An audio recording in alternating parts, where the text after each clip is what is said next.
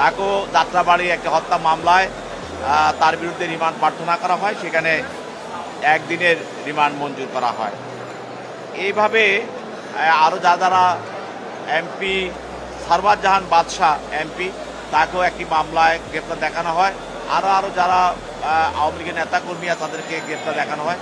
যাদেরকে গ্রেপ্তার দেখানো হয় তাদেরকে জেল হাজতে প্রেরণ করা হয়, আর যাদের বিরুদ্ধে রিমান্ড মঞ্জুর করা হয় তাদেরকে জিজ্ঞাসাবাদ করার জন্য তদন্তকারী কর্মকর্তার কাছে তাদেরকে ন্যস্ত করা হয় জিজ্ঞাসাবাদ করার জন্য।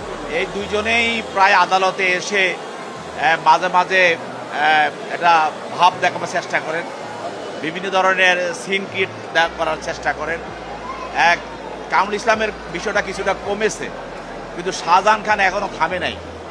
এখন উনি কোর্টে বলতে চাচ্ছেন যে পিপিরা নাকি মামলা করতেছে।